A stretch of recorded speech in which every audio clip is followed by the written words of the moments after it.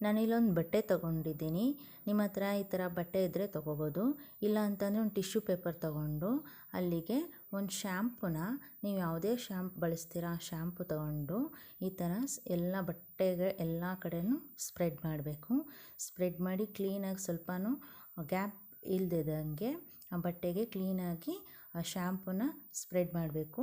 ನಿಮ್ಮ ಹತ್ರ tissue paper ಇದ್ದರೆ ಟಿಶ್ಯೂ ಪೇಪರ್ಗೆ ಈ ಥರ ಮಾಡಿ, ನಾನು ಇಲ್ಲೊಂದು ಬಟ್ಟೆ ತೊಗೊಂಡು ವೈಟ್ ಬಟ್ಟೆನ ಈ ಬಟ್ಟೆಗೆ ಶ್ಯಾಂಪುನ ಸ್ಪ್ರೆಡ್ ಮಾಡಿ ಬಿಸಿಲಲ್ಲಿ ಒಂದು 5 ನಿಮಿಷ ಒಣಗಿಸ್ಬಿಟ್ಟು ನಾನು ಆ ಬಟ್ಟೆನ ಈ ಥರ ಚಿಕ್ಕ ಚಿಕ್ಕದಾಗಿ ಕಟ್ ಮಾಡ್ಕೊತಾ ಇಟ್ಕೋತಾ ಇದ್ದೀನಿ. ಈ ಥರ ಮಾಡೋದ್ರಿಂದ ನಾವು ಹೊರಗಡೆ ಹೋಗಬೇಕಾದ್ರೆ ಸೋಪಿನ ಬದಲಾಗಿ ಈ ಥರ ಶ್ಯಾಂಪನ್ನ ಸ್ಪ್ರೆಡ್ ಮಾಡಿರೋ ಬಟ್ಟೆನ ತೊಗೊಂಡೋದ್ರೆ ಕ್ಯಾರಿ ಮಾಡಲಿಕ್ಕೆ ಈಸಿ ಆಗುತ್ತೆ. ಈ ಥರ ಪೀಸ್ ಮಾಡ್ಕೊಂಡು ಇಟ್ಕೊಂಡ್ರೆ ಒಂದು ಬಾಕ್ಸಲ್ಲಿ ತೊಗೊಂಡೋಗಿ ಒಂದು ಬ್ಯಾಗಲ್ಗಡೆ ಹಾಕ್ಕೊಂಡು ನಾವೆಲ್ಲರ ಟ್ರಿಪ್ ಹೋಗ್ಬೇಕಾದ್ರೆ ತೊಗೊಂಡೋದ್ರೆ ತುಂಬ ಹೆಲ್ಪ್ಫುಲ್ ಆಗುತ್ತೆ. ಮತ್ತು ಸೋಪ್ ತೊಗೊಂಡೋದ್ರೆ ಅದು ಒದ್ದೆ ಆಗಿರುತ್ತೆ, ಮತ್ತು ಅದೇ ಹಿಂಸೆ ಅಂತ ಅನಿಸುತ್ತೆ. ಈ ಥರ ಮಾಡೋದ್ರಿಂದ ಸುಲಭ ಆಗುತ್ತೆ. ಇಲ್ಲಿ ನಾನು ಖಾಲಿಯಾಗಿರೋವಂತಹ ಟೂತ್ಪೇಸ್ಟನ್ನ ತಾತಾ ಇದ್ದೀನಿ. ಇದನ್ನು ಎಸೆಯೋ ಬದಲು ಈ ಥರ ಚಿಕ್ಕ ಚಿಕ್ಕದಾಗಿ ಕಟ್ ಮಾಡ್ಕೊಂಡು ಇಟ್ಕೊಂಡ್ರೆ ಎಷ್ಟು ಯೂಸ್ಫುಲ್ ಆಗುತ್ತೆ ಗೊತ್ತಾ. ಈ ಥರ ಸಣ್ಣ ಸಣ್ಣ ಪೀಸ್ ಮಾಡಿ ಇಟ್ಕೋಬೇಕು ಮೊದಲು. ಈ ಥರ ಇಟ್ಕೊಂಡ ನಂತರ ನಿಮ್ಮಲ್ಲಿ ಈ ಥರ ಬಾಟಲ್ಗಳಿದ್ದರೆ ಈ ಬಾಟಲ್ನ ವಾಶ್ ಮಾಡೋಕ್ಕೆ ಈ ಟೂತ್ಪೇಸ್ಟ್ ಪೀಸ್ಗಳು ಹೆಲ್ಪ್ ಆಗುತ್ತೆ. ಈ ಬಾಟಲ್ಗೆ ಸ್ವಲ್ಪ ನೀರು ಹಾಕ್ಕೊಂಡು ಈ ಕಟ್ ಮಾಡಿರೋಂತಹ ಟೂತ್ಪೇಸ್ಟ್ ಪೀಸ್ನ ನಾನು ಬಾಟಲ್ ಒಳಗಡೆ ಹಾಕೋತಾ ಇದ್ದೀನಿ. ಒಂದು 10 ನಿಮಿಷ ಬಿಟ್ಟು ಚೆನ್ನಾಗಿ ಕುಲ್ಕಿ ಅದನ್ನು ವಾಶ್ ಮಾಡಿದ್ರೆ ಬಾಟ್ಲಲ್ಲಿರೋ ಅಂತಹ ಗಲೀಜೆಲ್ಲ ಹೋಗುತ್ತೆ, ಮತ್ತು ಬ್ಯಾಕ್ಟೀರಿಯಾಸು ಏನಾದರೂ ಬಾಟಲಲ್ಲಿ ಇದ್ದಂತಹ ಗಲೀಜೆಲ್ಲ ಕ್ಲೀನಾಗಿ ಹೋಗುತ್ತೆ, ಮತ್ತು ಬಾಟಲ್ ಚೆನ್ನಾಗಿರುತ್ತೆ. ಯಾವುದೇ ಬಾಟಲ್ಗೆ ಈ ಥರ ಇದನ್ನು ಪೀಸ್ಗಳನ್ನ ಎಸೆಯೋ ಬದಲು ಈ ಥರ ಯೂಸ್ ಮಾಡಿ ನೋಡಿ, ತುಂಬ ಹೆಲ್ಪ್ಫುಲ್ ಆಗುತ್ತೆ.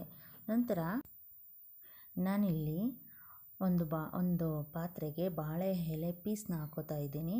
ಈ ಬಾಳೆ ಎಲೆ ಪೀಸ್ನ ಹಾಕ್ಕೊಂಡು ನಿಮ್ಮಲ್ಲಿ ಯಾವ ಥರದ ಹೂವು ಇದ್ದರೆ ಅದನ್ನು ಹಾಕಿ 3 ದಿನದ ತನಕ ಅಥವಾ 4 ದಿನದ ತನಕ ಹೂವು ಬಾಡೋದಿಲ್ಲ.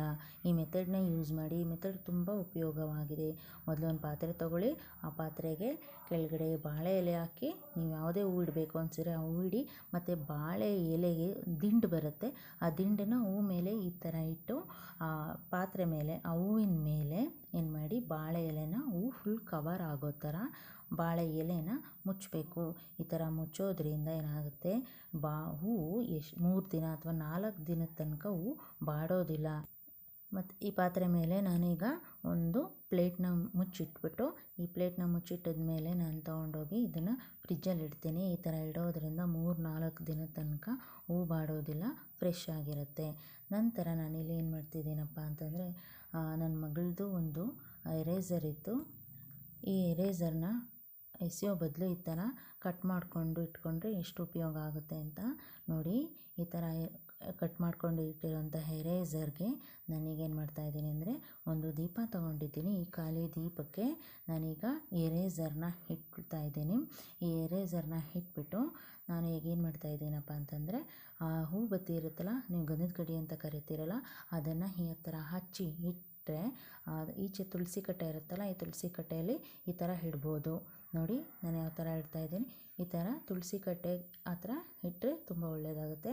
ನಂತರ ನೀವು ನಿಮ್ಮ ಮನೇಲಿ ಬಾಳೆಹಣ್ಣು ಹಣ್ಣಾಗಬೇಕು ಅಂತಂದರೆ, ಕಾಯಿ ಇರುತ್ತೆ ಅಲ್ವಾ, ಹಣ್ಣಾಗಬೇಕು ಅಂದರೆ ಈ ಥರ ಇಟ್ಟು ಒಂದು ಪ್ಲೇಟನ್ನು ಮುಚ್ಚಿದ್ರೆ ಹಣ್ಣಾಗುತ್ತೆ. ನಂತರ ಫ್ರಿಜ್ಜಲ್ಲಿ ಶುಂಠಿನ ಈ ಥರ ಇಡೋದ್ರಿಂದ ಶುಂಠಿ ಬೇಗ ಹಾಳಾಗುತ್ತೆ. ಅದೇ ಬದಲು ಈ ಥರ ಒಂದು ಖಾಲಿ ಡಬ್ಬ ತೊಗೊಂಡು, ನೀವು ಯಾವುದೇ ರೀತಿಯಾದ ಡಬ್ಬ ತೊಗೊಳ್ಳಿ, ಈ ಥರ ಒಂದು ಪ್ಲಾಸ್ಟಿಕ್ ಡಬ್ಬ ತೊಗೊಂಡು ಶುಂಠಿನ ಅದರೊಳಗಡೆ ಇಟ್ಟರೆ ಶುಂಠಿ ಬೇಗ ಹಾಳಾಗೋದಿಲ್ಲ, ಮತ್ತು ತುಂಬ ದಿನಗಳ ತನಕ ಬಾಳಿಕೆ ಬರುತ್ತೆ. ಈ ಟಿಪ್ಸ್ನ ಟ್ರೈ ಮಾಡಿ ನೋಡಿ.